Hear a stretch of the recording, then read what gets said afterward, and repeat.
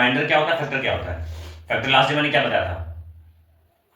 Factor वो एक number भी हो सकता है, वेरिएबल भी हो सकता है, या कोई एक अलजेब्रिक एक्सप्रेशन भी हो सकता है जो किसी दूसरी गिवन वैल्यू को एग्जैक्टली डिवाइड करता है। और किसी भी केस में रिमाइंडर क्या बचना चाहिए?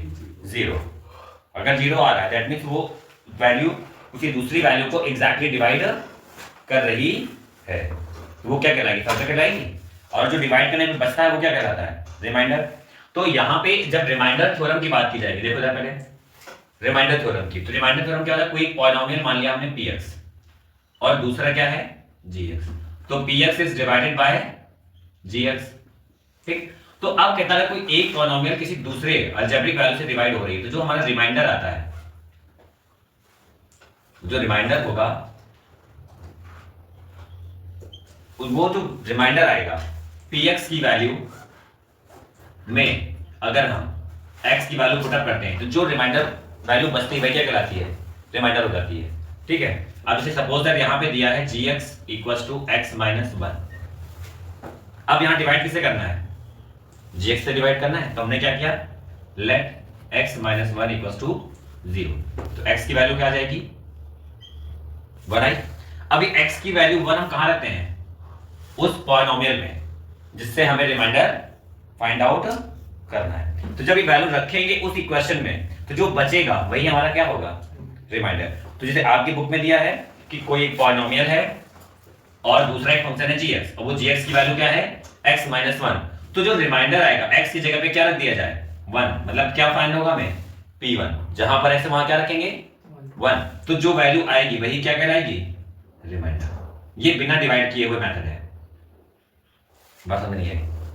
अब जैसे आते हैं एग्जांपल में, अब फिर फैक्टर पढ़ लो। सेम एज वही है कि कोई एक पॉलिनोमियल है जिसकी डिग्री 1 है या 1 से ज्यादा हो सकती है। पॉलिनोमियल है, कम से कम डिग्री वाला तो होगा ही जहां पे x आएगा, डिवाइडेड बाय किसी सेकंड पॉलिनोमियल, डिवाइड हो रहा है। तो जो रिमाइंडर होगा वो भी वही क्या होता है? जो वैल्यू यहां से x की निकलती है, gx की, वही वैल्यू रखने पर अगर 0 आता है, अभी तक कोई ना कोई नंबर बचेगा, वो रिमाइंडर कहलाएगा। और फैक्टर थ्योरम में जब ये वैल्यू पुट अप करेंगे तो वो पूरी इक्वेशन क्या हो जाएगी जाकर के? 0। वो क्या कहलाएगी? Factor theorem. दैट मींस अगर रिमाइंडर 0 आ रहा है, that means this is the factor of polynomial in term of x। आई बात समझ में? तो दूसरी थी क्या? Factor theorem. If px is a polynomial and x minus a is a factor या is another function, तो कह रहा है check that x minus a is a factor और नॉट, ये कहता है। तो फैक्टर निकालने के दो ही तरीके हैं। पहला तरीका भी आपने क्या पढ़ा कि या तो हम डिवाइड करें, डिवाइड करने पर रिमाइंडर 0 आ रहा है, दैट मींस वो फैक्टर होगा प्रॉपर। अगर नहीं आ रहा तो फैक्टर नहीं होगा। वही वाला हाल है ना, अगर एग्जैक्टली डिवाइड हो रही है पूरी चीज तो फैक्टर है वाली वैल्यू, अदरवाइज नहीं है। अब जब फैक्टर थ्योरम की बात आती है तो ये वैल्यू को हम पहले क्या करते हैं? Let x minus a equals to 0 के बराबर कराते हैं।